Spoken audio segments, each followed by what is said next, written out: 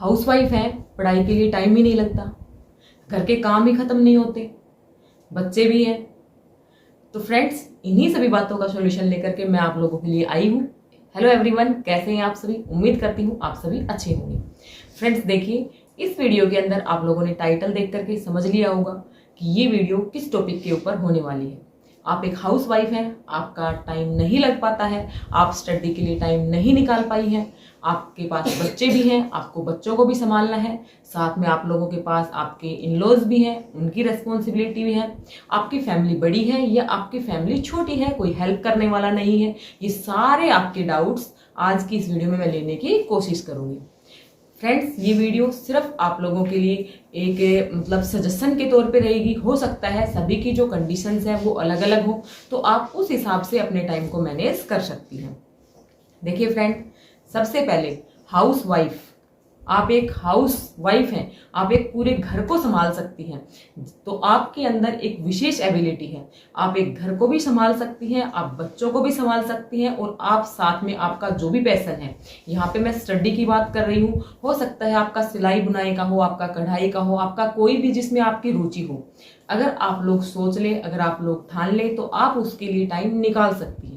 सबसे पहले तो मैं आपको यही बात बोलती हूँ कि आपको एक ही बात याद रखनी होती है, सपने आपके हैं तो पूरे भी आपको ही करने होंगे, ना लोग आपके हिसाब से होंगे और ना ही हालात। ये बात आपको हमेशा अपने दिमाग में रखनी है। अब आपका सपना है कि आपको आपका एस्टेट का एग्जाम पास करना है, आपको आपका सीईटी का एग्जाम पास करना है, आपको एक गवर्नमेंट जॉब चाहिए, आप किसी भी एग्जाम की प्रिपरेशन कर रहे हैं, चाहे आप कॉलेज के दिन में ही क्यों ना हो। तो उसके लिए फ्रेंड्स आपको क्या करना पड़ेगा? सबसे पहले एक आप जो टिप मैं आपको दूंगी उसको अपने जीवन में उतारिएगा। भाई, आप जिस परिवार के अंदर रह रही हैं उसकी भी आप लोगों से एक्सपेक्टेशन होती है, और ये सब मैं आपको अपने पर्सनल एक्सपीरियंस से बता रही हूँ। आपको क्या करना है? सुबह जल्दी उठना स्टार्ट करना है। फ्रेंड्स, अमूमन सभी के घर में जो काम है वो 5-6 बजे के आसपास स्टार्ट होता है, तो आप लोग जब 5 बजे आपका काम स्टार्ट हो रहा है तो आप लोग 4 बजे उठ जाइएगा। जब आप 4 बजे उठ जाएंगे और 4 से 5 आप लोग स्टडी कर लेंगे और उसके बाद आप लोग काम में लगेंगे, तो फ्रेंड्स आप लोगों का जो सेल्फ कॉन्फिडेंस है वो बढ़ जाता है। सबसे पहले तो चाहे आपने उस 1 घंटे में इतनी प्रिपरेशन आप लोग ना कर पाए हों, लेकिन आपको कहीं ना कहीं सेटिस्फेक्शन हो जाता है कि भाई मेरी फर्स्ट प्रायोरिटी मेरी पढ़ाई थी और उसके लिए मैंने सुबह सुबह ही टाइम निकाल लिया है। तो ये आपकी सबसे अच्छी रूटीन हो सकती है।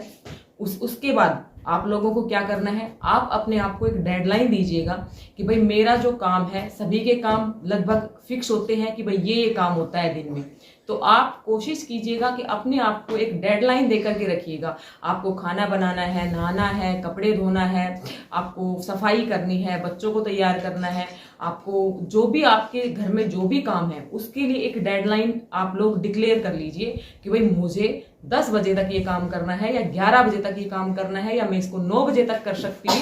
आप अपने हिसाब से देखिएगा, और आप जब अपने लिए एक डेडलाइन निर्धारित कर लेंगे, वैसे तो अमूमन क्या होता है कि जो काम है वो लगभग सारे दिन ही चलते रहते हैं, लेकिन जब आप लोग अपने लिए एक डेडलाइन निर्धारित कर लेंगे भाई मुझे इस समय तक अपने काम को फिनिश करना है, तो आप हकीकत में उस काम को कर आप अपने आप को एक डेडलाइन दे करके रखते हैं कि भाई मुझे इस निर्धारित समय में काम करना है, तो आप उसी समय पे यकीन मानिएगा कि अपने काम को कर पाएंगे। इससे फ्रेंड्स आप लोगों का टाइम बचेगा और आपके अंदर सेल्फ कॉन्फिडेंस रहेगा कि हाँ भाई मैंने सुबह भी पढ़ाई की थी, तो आप लोगों को लगेगा कि हाँ भाई मैंने वो टॉपिक इतना कर लिया था, और आपके दिमाग में ये बर्डन नहीं रहेगा कि भाई मेरे को पढ़ना था और मैं अपनी पढ़ाई के लिए टाइम नहीं निकाल पाई। तो आप जब उस अपने काम को उस निर्धारित समय पे कर लेंगे तो वहां पे भी आपको टाइम मिल जाएगा।